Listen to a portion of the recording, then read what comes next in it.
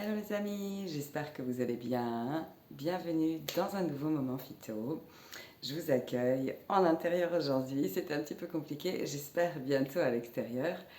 Avec la rentrée et la reprise du mouvement de la vie, je vais avoir beaucoup plus de temps pour moi et pour bosser, donc ça va être très chouette. Donc, encore une fois, merci de suivre les aventures phyto d'une naturo qui adore la nature, qui adore utiliser les plantes dans toute leur magie. Donc, aujourd'hui, je vous accueille pour une qui m'est très chère, c'est la camomille. Et donc, spécifiquement, la camomille sauvage ou la camomille matricaire qui pousse très très bien dans nos contrées et qui est vraiment cette fois-ci d'une douceur incroyable. Pour vous raconter un petit peu, c'est donc une plante qu'on reconnaît tous assez facilement. On a tous eu une tisane à la camomille à un moment donné ou on a rencontré la camomille sur nos chemins.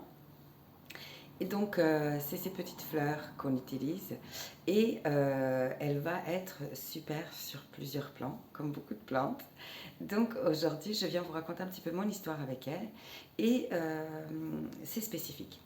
Donc, déjà pour vous la présenter un petit peu, donc c'est une petite fleur en broussaille qui pousse vraiment un petit peu partout et on peut la récolter sans problème, l'utiliser fraîche ou séchée. Et on va pouvoir garder donc les petites fleurs séchées très longtemps et les utiliser quand on a besoin, que ce soit en interne ou en externe.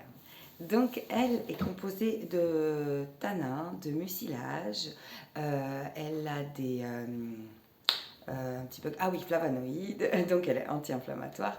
Donc voilà, elle a plusieurs composants assez spécifiques et du coup, elle est anti-inflammatoire, je vous disais, elle est adoucissante, calmante, cicatrisante, antibactérienne.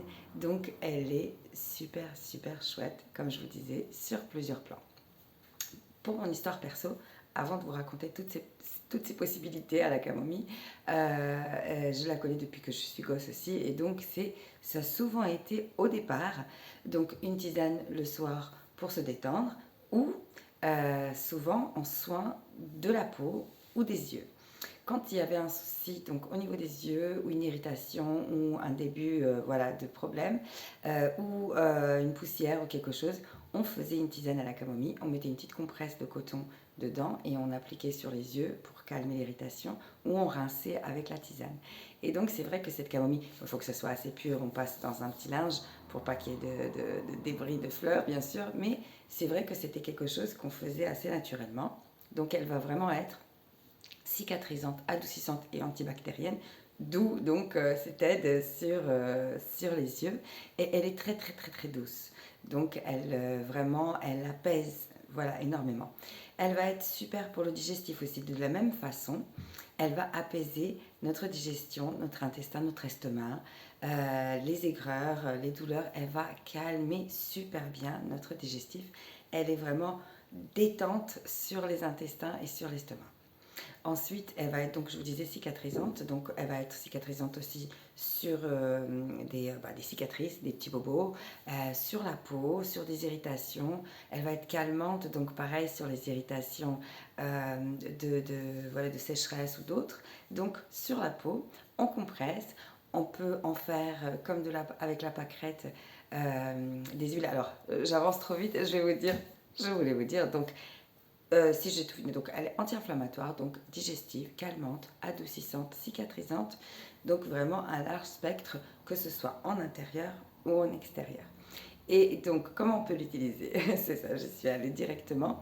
On peut donc, principalement, pour moi, la tisane, c'est le top. Que ce soit en externe ou en interne, ça fonctionne super bien, ça marche très bien. Et donc, on peut garder tisane de fleurs sans souci. Ensuite, je suis fan des macérats huileux de camomille comme de pâquerette ou d'autres fleurs ou de millepertuis où on va vraiment avoir dans cette huile vraiment tous les bienfaits de la plante et on va pouvoir appliquer l'huile directement sur la peau. Sinon, comme je vous disais, une tisane de camomille, une compresse de coton et on applique là où on a besoin. Et on va pouvoir aussi avoir de l'extrait de camomille. Il y a l'huile essentielle. Alors attention à l'huile essentielle, comme pour toute huile essentielle, autant la tisane va vraiment avoir zéro effet indésirable, autant avec l'huile essentielle, il faut faire attention. Il y a certaines précautions à prendre, donc renseignez-vous bien avant d'utiliser des huiles essentielles des plantes. Voilà, ce n'est pas la même approche qu'avec la phyto. L'aromathérapie est un petit peu plus pointue parce que les dosages sont extrêmement plus puissants. Voilà, donc on peut donc utiliser la tisane, l'utiliser en extrait, en macérat huileux, en baume, des super baumes calmants, cicatrisants à la camomille. Et donc on peut utiliser bien sûr l'huile essentielle aussi. La gémothérapie aussi est là, donc voilà. Mais c'est vrai que ma façon préférée, comme souvent, c'est la tisane, c'est la fleur fraîche ou séchée et on la dispo avec nous quand il y a besoin. Hop, et c'est 2 minutes et on a vraiment une aide extraordinaire, que ce soit, je vous disais, pour la peau, pour les yeux ou que ce soit pour le digestif et pour l'état un peu calmant, un peu vraiment détente avant de dormir. Donc super de ce côté-là aussi. Voilà. Donc à part sa mignonitude magnifique de ces petites fleurs et ce côté bucolique qui nous rappelle vraiment des souvenirs et tous ces bienfaits, n'hésitez pas à utiliser la camomille. Donc ici la camomille sauvage matricaire. Merci d'être là chaque semaine, merci à vous de me suivre et à très très vite. Bisous.